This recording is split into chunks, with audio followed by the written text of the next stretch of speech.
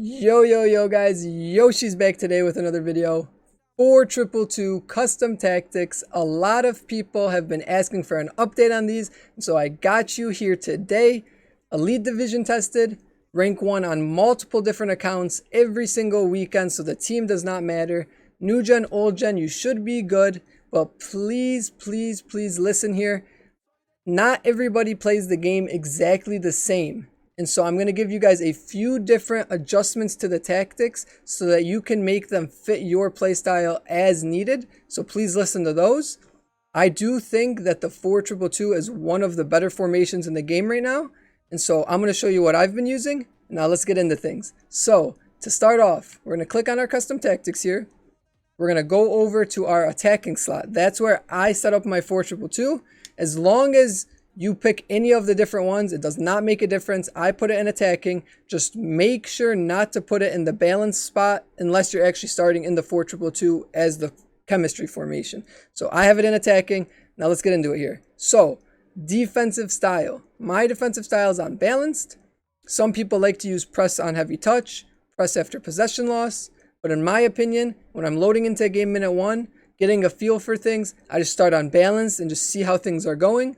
You know, later into a game, you can turn on some type of press if you need to come back or something like that. But personally, I use it unbalanced. The width, 50. The depth, 60. Now with the depth, if you feel like you're giving up a lot of through balls and you're having problems with that, you can lower this down to say like 45 to 50 range. But in doing that, you will give up more space in the midfield to your opponent. But on the opposite side of things, you can use the depth as high as, say, 70 or 75. So then you'll really be winning the ball up the field. But you're going to have a lot of space in behind. So if you do that route, make sure you're very confident with your player switching and your defending. Personally, I put it on 60 in the middle. I feel like I'm high enough up the pitch to win the ball. But at the same time, I'm not giving up too much space in behind to my opponent. So I use 60 here. Build-up play. Balanced. Chance creation, also balanced. I know some people like to use direct passing, and personally in the 4-2-2, I think balanced is better. In other formations, I do use direct passing, but for the 4-2-2 specifically, I like to use balanced here. The width, 50. So in the 4-2-2, your cams or your wingers, whatever we want to refer to them as, if you feel like they're getting too involved and on top of your strikers, you can higher the width. This will push them out wide more and, give you more attack down the wings. But that might leave you, not getting as much attacking support inside of the box and coming inside. So personally, I leave it on 50. I get the width, and at the same time, I get the attacking support from my wingers into the box. Like I said, if you're having problems with your wingers being too much on top of your strikers, then you can higher this width even all the way up to 100 I've seen people use. But that's kind of just up to your discretion. Personally, I use 50. Players in the box, 5. Corners, I use it on 1 to help try to prevent getting countered off of the corners. But if you are someone who's very good at, doing the bicycle kicks and crossing it in, then, put it up to 2 or 3, depending on, if you know how to do those corner glitches and stuff like that. But personally, I just use it on 1, help prevent getting countered. Free kicks. You can also put this on 1. I have it on 2. That's just because I like to have an extra person up when doing a free kick to have more of a chance of scoring and, more attacking opportunity and stuff like that. Doesn't really matter between 1 and 2 too much, but I have it on 2. Formation. You can see 4-2-2. This is what it looks like. This is how we're set up.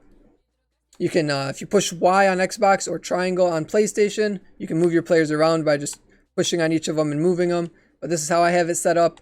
Now for the instructions. So now we got to really listen up here. I'm going to show you guys a few different things that you can do.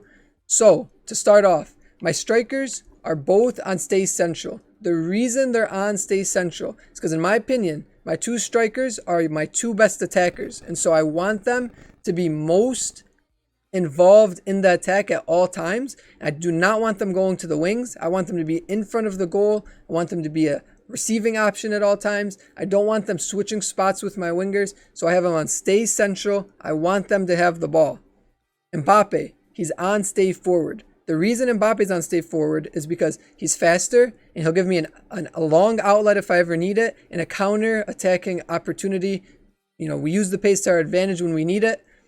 Also, something to note, Mbappe has a 4-star weak foot and he's right-footed. So I put him on the right side so he can have his dominant foot. Cruyff, 5-star weak foot, so that's why I use him on the left. He'll also drop in and get the ball a little bit more to facilitate the attack.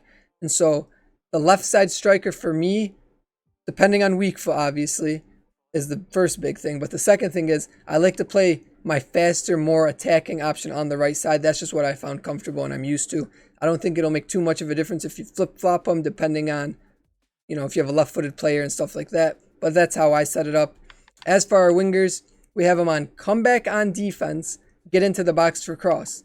The comeback on defense will help us essentially in defending, but at the same time, even if they aren't fully dropping back, you know, let's say the other opponent's not overloading you too much, there's not an extra runner, the outside back's not going up on the other team, they'll just be back enough so that when you win the ball, you have that counter outlet opportunity. So, you know, you can find somebody quick to the wing that's open, easy pass. That's why I like that.